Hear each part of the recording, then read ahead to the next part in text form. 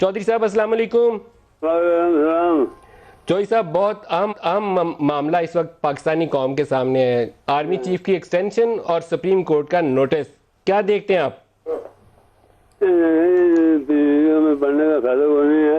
2010 ये सारा ये शुरू हुआ, एक प्रोपेगेंडा शुरू हुआ हमारे खिलाफ।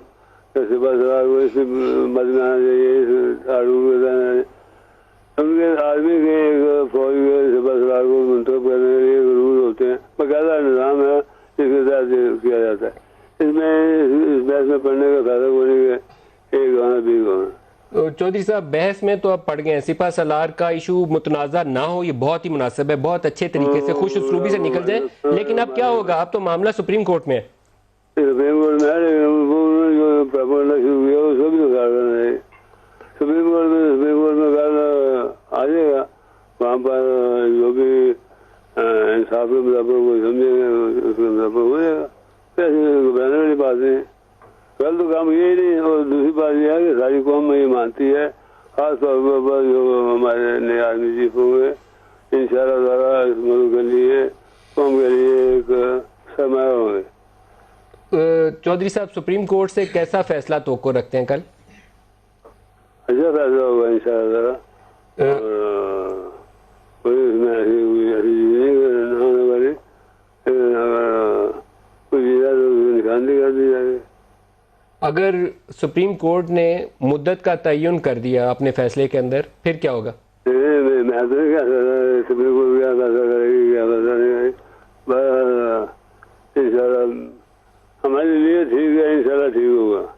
अगर चौधरी साहब सुप्रीम कोर्ट ने मुद्दत का तयन कर दिया तो फिर क्या होगा? फिर क्या नया चीफ आएगा? तो जो वो कहेंगे वो बात में आपकी तवक्को क्या है? मामला कोई खुश उसलूबी से कोई रास्ता निकलाएगा, कोई सोल्यूशन निकलाएगा, कोई सेटलमेंट हो जाएगी? कोई ऐसी बातें नहीं है, ऐसे लोग आगे बैठे हुए हैं। हल निकल आएगा चौधरी साहब? इंशाल्लाह हल इतना मुश्किल भी नहीं है। हल मुश्किल बना दिया गया है। आपके जहन में क्या हल है इसका? आर्मी चीफ इंशाल्लाह वही रहेंगे जो फौज ने बकायदा अपने निज़ाम के तहत किया है। आपको लगता है general Qamar Javed Bajwa army chief बरकरार रहेंगे? इंशाल्लाह ये आपकी तवक्को है? तो सारी कौम की जो चीज़ें की हैं आपके सामने, टेररिज्म को देखें। खास तौर पर मैं कहना चाहूँगा कि टेररिज्म इस मुल्क के अंदर जिस तरीके से उन्होंने हिकमत अमली के साथ और दुनिया में हर जगह पर टेररिज्म का नाम लिया है, चाहे वो जिस मर्जी मुल्क में गए हैं। और यही हमारे अंदरूनी मामला था।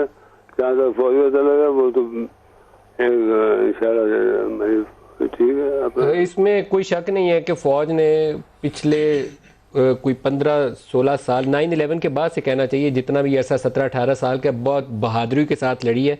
और पाकिस्तानी कौम को जो अमन सुकून नसीब हुआ है उसमें बड़ी हज़ारों की तादाद में कुर्बानियाँ दी। बहुत बहादुरी के साथ पाकिस्तानी फौज ने मुकाबला किया इस दहशतगर्दी का।